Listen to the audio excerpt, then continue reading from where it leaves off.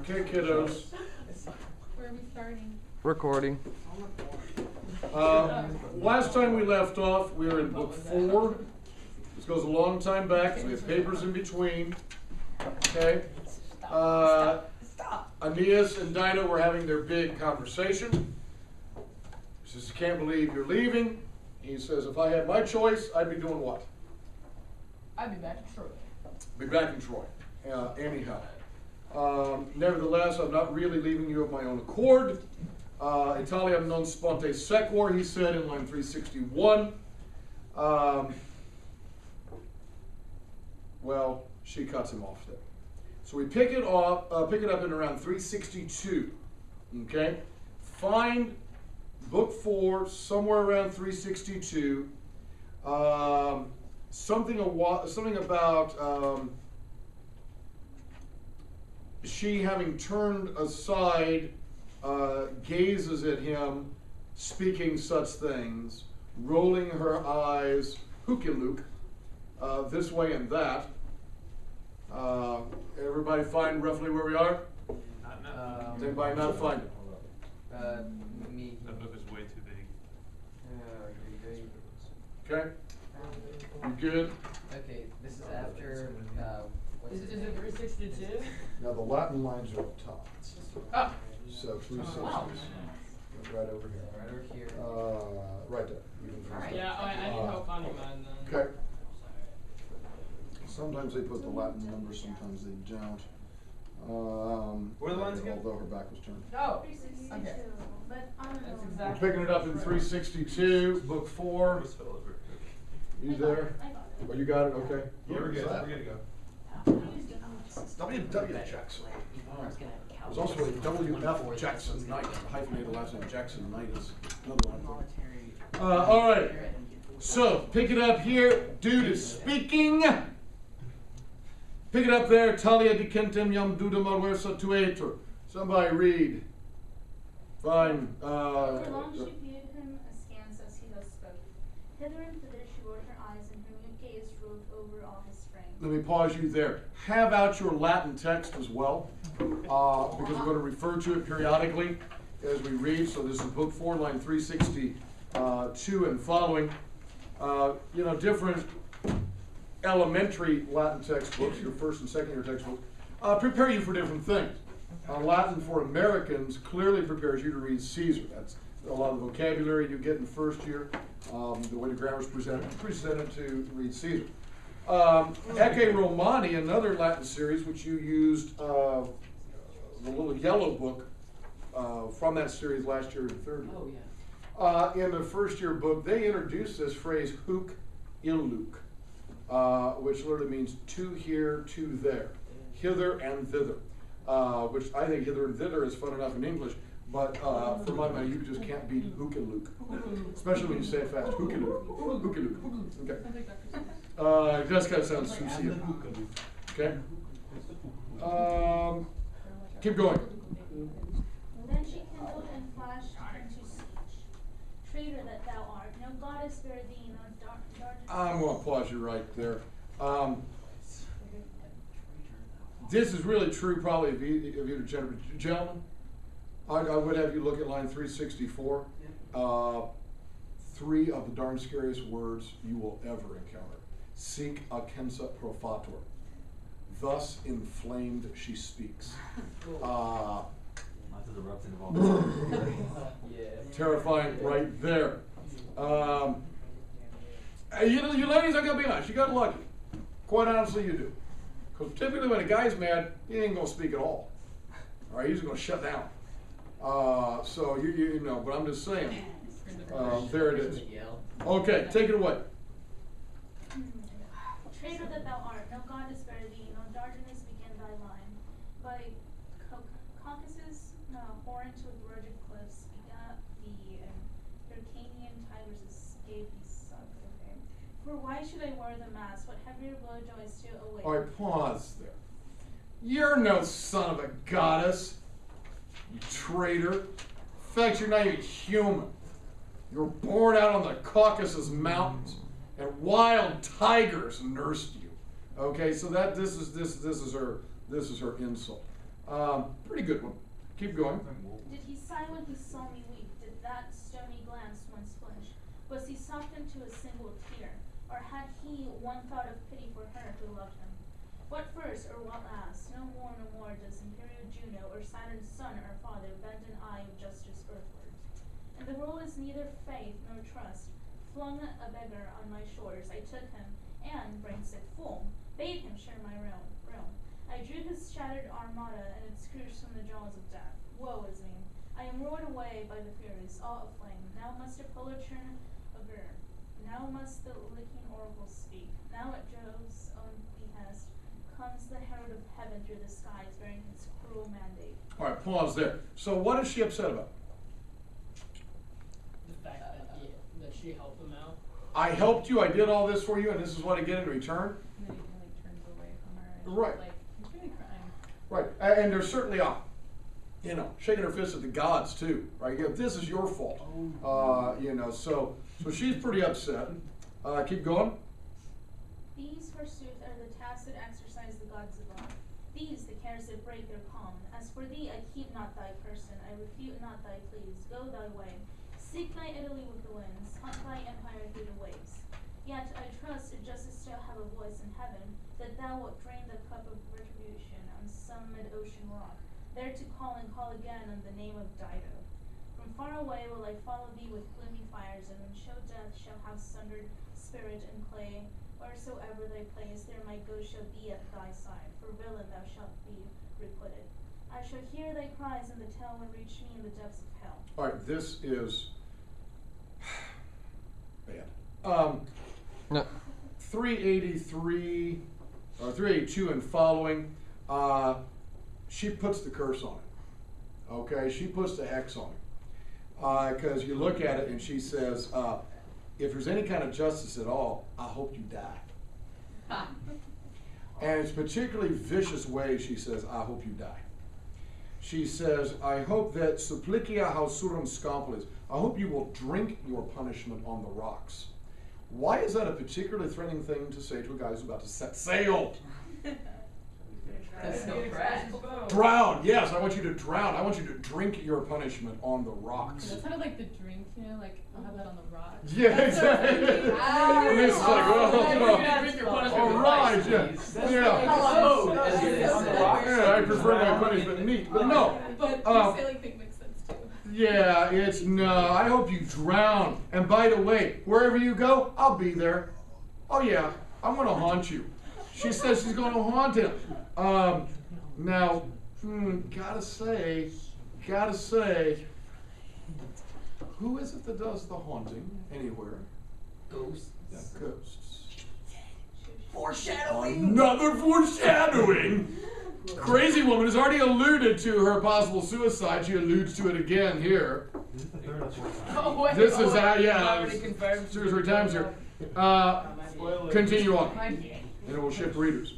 Thus far she said, then cribbed herself in mid-speech, and fled sickening from the light, turned from his gaze, strung herself away, and left him hesitant and timorous, with many a half-framed word on his lips. Her handmaidens raised her, bore her fainting limbs away to her marble chamber, and laid them on her couch.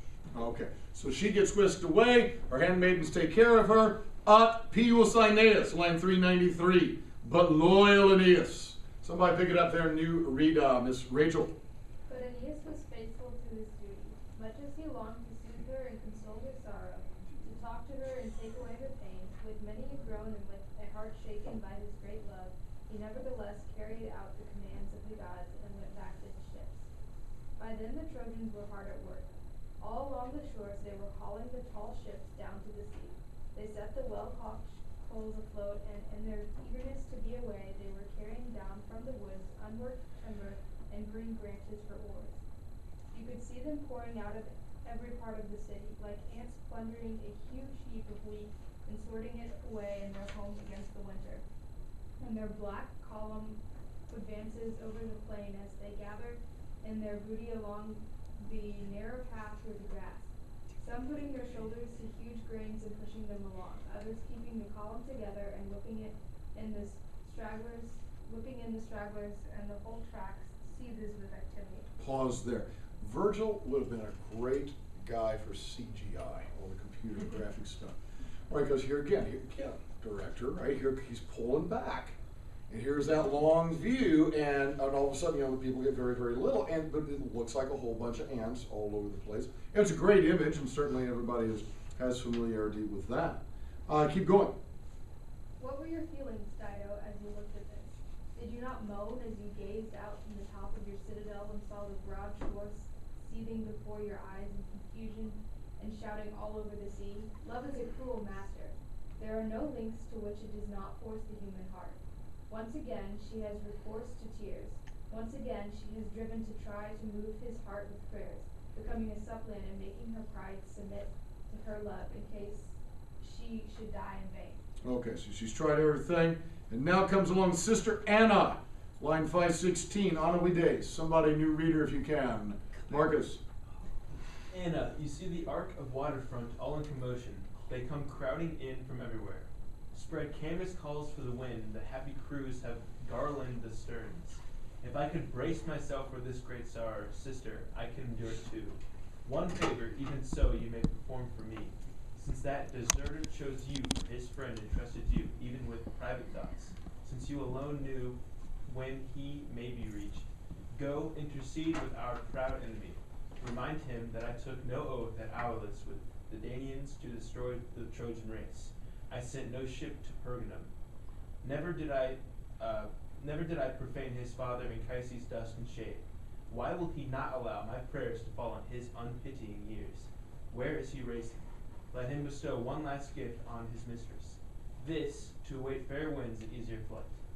Now, I no longer plead the bond he broke of our old marriage, nor do I ask that he should live without his dear love, Latium, or yield his kingdom. Time is all I beg, mere time, a respite and a breathing space for madness to subside in, while my fortune teaches me how to take defeat and grieve. Pity your sister. This is the end, this favor, to be repaid with interest when I die. All right, pause there. So she says, Anna, go tell Aeneas what? What's her plea? Wait. What's that? Wait. Wait. Look, I'm not going to plead the fact that we were married. That's over. And I'm not going to try to hold him back from getting to his destination. Fine. But just wait. Wait for decent weather. It's winter right now. The least you can do is give me a few more weeks or a month or so here. The weather will clear up. Just at least do that. Would you please, Sister Anna? Continue on there. Talibus orabat. She begged or prayed with such words. New reader, if we can. So Dido pleads, and so her desolate sister takes in the tale of tears again and again. But no tears move Aeneas now. He is deaf to all appeals. He won't relent. The fates bar the way, and heaven blocks his gentle human ears. As firm as a sturdy oak grown tough with age, when the north winds blasting off the Alps compete, fighting left and right, to wrench it from the earth, and the winds scream, the trunk shudders, its leafy crest showers across the ground, but it clings firm to its rock. Its roots stretching as deep into the dark world below as its crown goes towering through the gales toward the gales of heaven. So firm the hero stands, buffeted left and right by storms of appeals. He takes the full force of love and suffering deep in his great heart. His will stands unmoved. His will stands unmoved. The falling tears are few. Okay, so Aeneas compared with what? Tree. Compared with a tree and oak, he is not going to be moved. Then, vero in felix fatis exterita Dido. Then, indeed, unlucky Dido. Continue on there, please. Somebody. Anybody, just jump on it. Christian. Then hapless Dido, appalled at her destiny, prayed that she might die. She was sick of the sight of day. And then, to confirm her purpose of leaving the light, as she laid her gifts on the altar of burning incense, she saw how it chose me to tell you the holy water turned black, and the wine she had poured become festering blood. No one she told of this portent, not even her sister. Then again, in her palace, a shrine of marble there was to her former husband, most wondrously honored by her, hung with snow-white fleeces and holiday wreaths. From it, that when darksome nights was lord of the world, and she seemed to hear words, the voice of her husband calling. And alone on the rooftop, the owl would often lament, with its note of death, prolonging its cry to a wail. And many a saying, besides, of the seers of old, with dread foreboding affrighted her. All right, pause there. So, all kinds of weird signs. Think about Caesar, right, the night before he was murdered. All the rumors throughout the city, you know, weird prodigies, all this kind of stuff. She sees the wine turn to blood. She's hearing voices coming from the altar of her dead husband. Plus there's an owl. Owls are just always creepy. She built an Hey, altar did you to know her that dead owls husband. in Arabic? What's that? She built an altar to her dead husband. It's polite. Also, Okay. she's married Don't. another man. Well, okay. Don't be finding that strange. Again, this would be expected. This is kind of honoring the dead, honoring family, and that sort of thing. Even if you did remarry, you might still have that. Yeah. Did you know that owls are the symbol of bad luck in Arabic culture? I tell you what, they're just All weird. right. They're An weird. owl is a Owls are Venus so man. cool. They turn their heads all the way around. They really don't. But anyhow, You know what Oh, kestrels do? guys. I was at the Okay. Raptor Center in Baby Iowa, owls? and Okay. this owl snapped its like mouth at me. It was really scary. And then this kestrel like flew at me, and then it turned its head all the way around, like in mid-flight. It was scary. Yeah. continue on. Continue on reading there. That's weird. Continue on. Whoever's reading. Yea, in her dreams, Aeneas himself would cruelly drive her to frenzy, and ever she seemed to herself to be left alone, ever treading a long, long road, with no one beside her, seeking the Tyrrhens there in a desolate land. So in his madness did Pentheus see rising before him bands of Furies, twin sons and a double Thebes. So on the stage Agamemnon's son, grim Orestes, flees from his mother, all armed with black snakes and with firebrands, and avenging Furies sit waiting for him by the doorway. All right, pause there. Who's Pentheus? It may seem silly, but what we do all the time, or what I do all the time, I'm constantly comparing something that we're reading with some movie or song lyric. However, this is pretty typical stuff, right? Where an author, particularly an ancient author, compares something with something else that the audience is sure to know. Now, we're sitting going, who the heck is Pentheus? What's this business about the son of Agamemnon named Orestes? This is horrific stuff. You get this imagery, this is bad. So we've talked about these guys before. Remember the story of Pentheus. Wasn't he driven mad by Bacchus? He was driven mad by Bacchus because he didn't want to have Bacchus's cult come into his city of Thebes because it was a female cult. All the women would go out in the woods and howl at the moon and get drunk. And he said, we can't have that around here. So Bacchus ends up driving him. He goes out in the woods. His mother ends up ripping him apart and murdering him and so forth. Ascending with Orestes. Orestes is the son of Agamemnon and Clytemnestra. And of course, you remember that cursed house. They've got, Iphigenia, the daughter, and Orestes. And Agamemnon kills her, so he gets good wind to go sail to Troy. Clytemnestra's upset about this, so she shacks up with a guy named Aegisthus the whole time that he's at Troy. He comes back home, she and her lover then murder Agamemnon in his bathtub, and Orestes says, I can't have that, and he murders his wife and her lover, and then the Furies pursue him all over Greece. So to conjure up either of these two stories is bad. The whole thing with Agamemnon. Okay, these are our Jason and Freddy stories. Okay, I mean this is a horror show kind of stuff. Now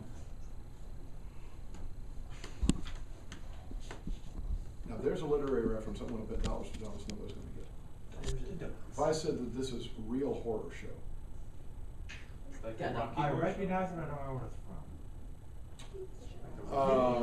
Clockwork Orange, Oh, I know. book Burroughs. I've heard that's like a really, really. It's a weird book. It's very Yeah. difficult to read. Oh, Very Clockwork difficult. Orange? Oh, it's impossible. It's impossible. I got like because 2 pages in there and I it's was so like, slangy. ow. Yeah, Ow. it hurts your So head. much effect. I just watched the movie. Yeah. That was Well, amazing. it's like The movie's invented fantastic. slang, The even. movie. Yeah. It's Yeah. Weird really interesting linguistic. Anyway, I know a couple years ago, you know Laura. she was trying to read it. And that's when She you're was trying to read it. humble now. Oh, yeah. She You know what he had Yeah, to it's, do. why I never made it He over. had Yeah. to This snuff kid it. in my 10th grade class, his name's like Matt something. I've only had one class with him. That was the one. It was Mr. Pan's room. He wrote an essay, like he turned in an answer, and it was like written like Clockwork Orange language. Really? Like he wrote it in like That is Clockwork Orange language. I wouldn't mind seeing that. That would have been Diddly interesting. diddly with your What I'm wiggly saying wiggly. is, to conjure up these images, this is pretty dark. We continue on there. Ergo ubi concebit furias victa dolore. Continue on. She was worn out with grief. So, driven by madness, beaten down by anguish, Dido was fixed on dying, working out in her mind the needs, the moment. She approaches her grieving sister, Anna, masking her plan with a brave face, aglow with hope, and says, "I've found a way, dear heart. Rejoice with your sister, either to bring him back in love for me or free me of love from him." Close to the bounds of ocean west with the setting sun lies Ethiopian land, the end of the earth, where colossal Atlas turns on his shoulder the heavens studded with flaming stars. From there, I have heard, a Massilian priestess comes who tended a temple held by Hesperian daughters. She'd safeguard the boughs in the sacred grove and ply the dragon with morsels dripping loops of oozing honey and poppies drowsy with slumber. With her spells, she vows to release the hearts of those she likes, to inflict raw pain on others, to stop the rivers in midstream, reverse the stars in their courses, raise the souls of the dead at night, and make earth shudder and rumble underfoot. You'll see, and send the ash trees marching down the mountains. I swear by the gods, dear Anna, by your sweet life, I arm myself with magic arts against my will. She's getting into the the black magic kind of stuff. Talking about black magic woman. Ha There it is, Santana. And she's going to call on this priestess, and she's going to try to put the hex on him. Keep reading. Keep reading. Now go, build me a pyre in secret, deep inside our courtyard under the open sky. Pile it high with his arms. He left them hanging within our bridal chamber, the traitor, so devoted then, and all his clothes, and crowning it all, the bridal bed that brought me my doom. I must obliterate every trace of the man, the curse, and the priestess shows the way. Okay, now, so she's going to build up this big pyre, and she's going to put all of this stuff on it. And Anna's like, all right, this is good. You know, get this guy out of your system. You got to wash. You got to wash that man right out of your hair. Yes, you, Shirley, No. Coop, no, Better get it. musical theater. Gonna Wash wash your that man right out of my hair. Send him on his way. That's from some musical.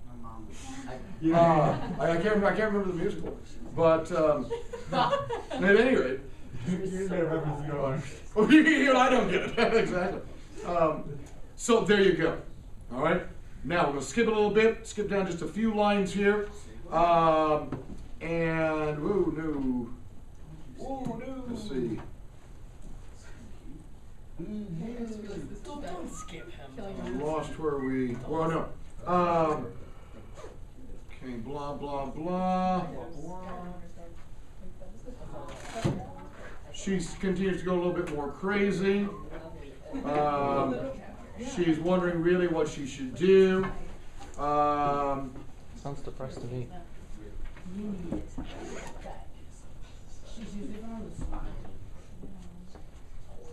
Okay, we want to pick it up where Aeneas is asleep. Such terrible grief kept breaking from her. Okay, around 5:55 and following. Carpebat somnus, rebus jam rite paratis. Everything had been well prepared, and Aeneas was getting some sleep. And he's going to see a vision of a god again.